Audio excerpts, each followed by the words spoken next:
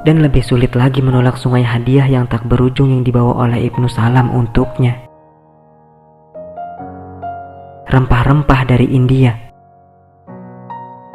permadani dari Persia, brokat mahal dari Cina, parfum dari Bizantium. Setiap hadiah dipersiapkan. Tidak salah lagi untuk mempermanis pil pahit permintaan Ibnu Salam.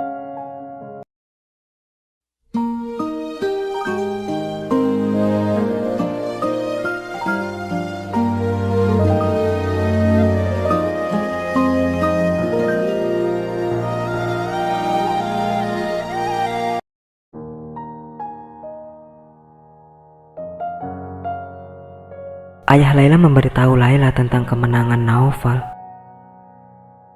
Ia datang berlari ke dalam tendanya.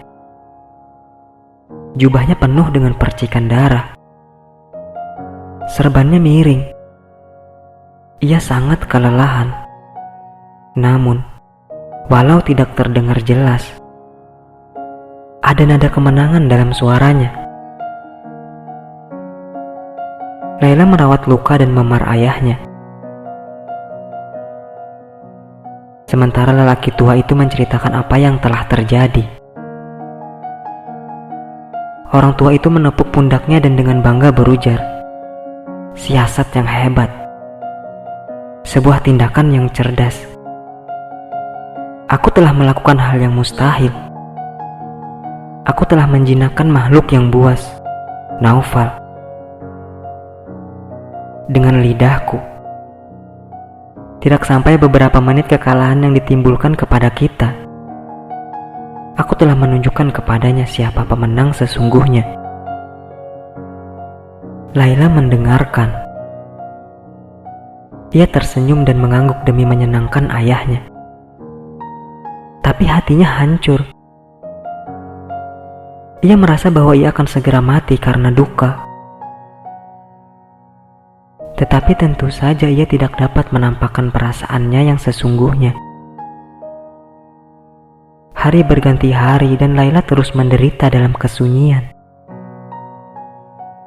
Berpura-pura tersenyum dan tertawa, serta menjawab dengan semestinya jika ia diajak berbicara. Tetapi begitu malam tiba, ketika telah aman dari semua mata yang mengintip, ia akan melompat ke tempat tidurnya dan menangis hingga tidak ada lagi air mata yang tersisa. Rumah orang tuanya telah menjadi penjaranya. Tidak, rumahnya telah menjadi kuburannya. Karena bukankah keadaannya sekarang sama seperti kematian? Gadis itu melindungi rahasia cinta dalam hatinya, sama dengan seekor ular yang menjaga peti hartanya. Sekarang ia harus menerima kenyataan bahwa tidak ada seorang pun yang dapat dipercayainya. Membuat Laila merasa bagaikan burung dalam sangkar. Ia lelah atas penderitaannya. Ia merindukan sebuah kebebasan. Meskipun bila kebebasan itu berakibat kematian. Dalam diamnya Laila menderita. Namun ia tetap menunggu. Mendengarkan dengan seksama desiran angin, berharap sang angin akan membawa sebuah pesan dari kekasihnya. Sementara itu, puisi dan sajak Majnun yang memuja Laila dan kecantikannya yang tiada bandingnya telah menyebar ke seluruh jazirah. Begitu terkenalnya syair-syair Majnun yang memuja kecantikan Laila, hingga banyak orang berdatangan dari seluruh pelosok jazirah untuk melamar Laila. Sebagian menawarkan kebun buah-buahan serta domba-domba, sedang yang lainnya menawarkan emas dan perak. Mereka mabuk oleh kecantikan Laila. Mereka mengeluarkan berbagai cara dan siasat untuk mendapatkan gadis itu. Namun, Seberapapun terasanya mereka dalam seni pendekatan, usaha mereka sia-sia belaka. Tidak ada sebidang tanah dan domba, atau emas dan perak, mampu menggoyahkan ayah Laila.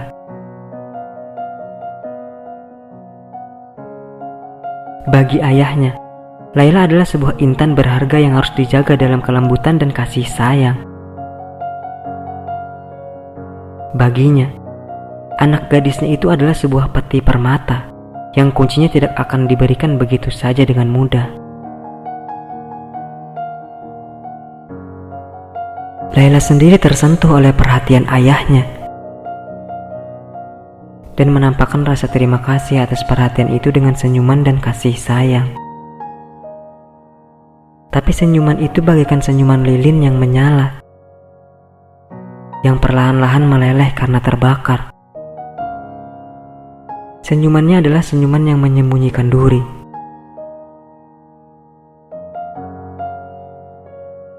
Berita tentang datang dan perginya pelamar itu segera sampai ke Ibnu Salam.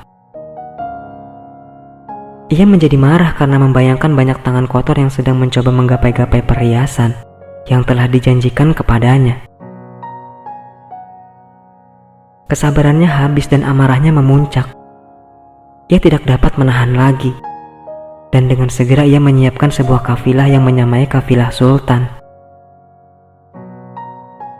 50 keledai, setiap ekornya bermuatan mutiara dan kayu manis, parfum dan permadani, serta manisan yang cukup untuk memberi makan sebuah armada pasukan. Unta-untanya hampir tidak terlihat, tertutupi oleh muatan-muatan yang terdiri dari pakaian-pakaian mahal. Mereka tampak seperti gunung sutra dan kain brokat yang berjalan. Ibnu Salam sendiri berpakaian seperti raja, dan sepasang kapilahnya berjalan dari satu oase ke oase lain. Ia menghujani orang-orang dengan emas. Ibnu Salam mendirikan tenda di dekat oase di mana Laila dan kafilahnya bertempat tinggal. Ia mengistirahatkan dirinya dan rombongannya seharian penuh sebelum mengirim perantara kepada keluarga Laila.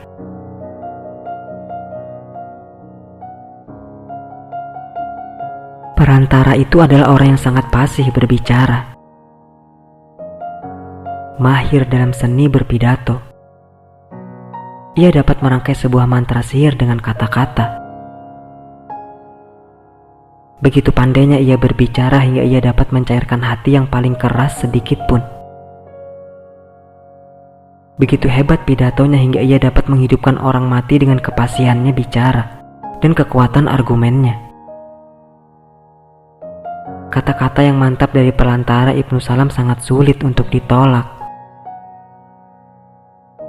Dan lebih sulit lagi menolak sungai hadiah yang tak berujung yang dibawa oleh Ibnu Salam untuknya. Rempah-rempah dari India, permadani dari Persia, brokat mahal dari Cina, parfum dari Bizantium. Setiap hadiah dipersiapkan. Tidak salah lagi untuk mempermanis pil pahit permintaan Ibnu Salam, serta untuk membantu membuka kunci yang berkat pelantaranya sudah setengah terbuka. Perantara itu mulai mempengaruhi ayah Laila. Ibnu Salam bukan lelaki biasa. Ia berhati singa, kebanggaan semua orang Arab. Ia memiliki kekuatan 10 orang yang paling kuat, dan dia adalah tulang punggung bagi pasukan manapun. Namun dia bukan hanya ahli pedang yang permintaannya selalu ditaati. Kemanapun dia melangkah, kemasyurannya akan mendahuluinya. Kemuliaannya tidak pernah diragukan. Kehormatan dan kejujurannya tanpa cacat. Kemurkaannya tanpa dua. Jika perlu, dia akan menumpahkan darah seolah-olah menumpahkan air. Kemurahan hatinya sudah menjadi legenda. Jika perlu, ia akan menebarkan emas seolah-olah itu adalah pasir.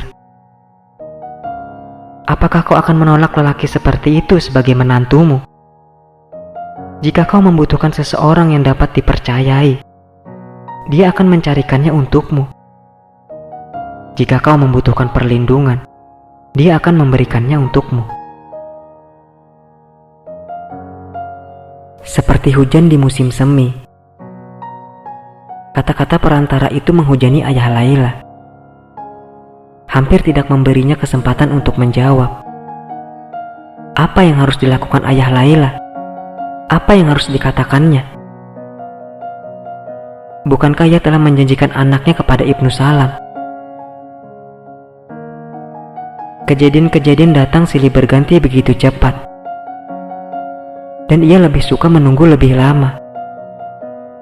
Tapi kenyataannya telah membuat sebuah janji yang tidak dapat ia ingkari.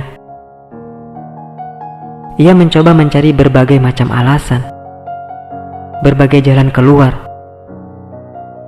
tapi tidak menemukan satupun. Ia bagaikan orang yang tiba-tiba dikejutkan oleh musuh, lalu mencari sia-sia senjata terdekat untuk mempertahankan diri, namun tidak dapat menemukan apapun. Semakin lama ia semakin terpojok oleh kefasihan lidah perak lawan bicaranya. Akhirnya ia menyerah dan tanggal pernikahan pun ditentukan. Lalu hari pernikahan pun tiba. Matahari menghamparkan jubah cahayanya ke atas pundak malam, seperti orang yang mengerudungi sepasang pengantin. Ayah Laila bangun pagi-pagi sekali, tidak sabar untuk menyelesaikan persiapan pernikahan itu. Dan ketika siang tiba, semuanya telah siap. Ibnu Salam beserta rombongan kabilahnya dan tamu-tamu dituntun menuju sebuah tenda pavilion yang telah didirikan khusus untuk perayaan pernikahan itu. Di dalam tradisi saat itu, tamu-tamu harus duduk bersama, mengagumi hadiah-hadiah yang diperoleh sang pengantin, menebarkan emas dan perak ke udara, menikmati makanan-makanan enak, serta memperkuat ikatan persaudaraan dan silaturahmi. Tawa memenuhi udara. Semuanya terasa begitu damai. Tapi, bagaimana dengan Laila?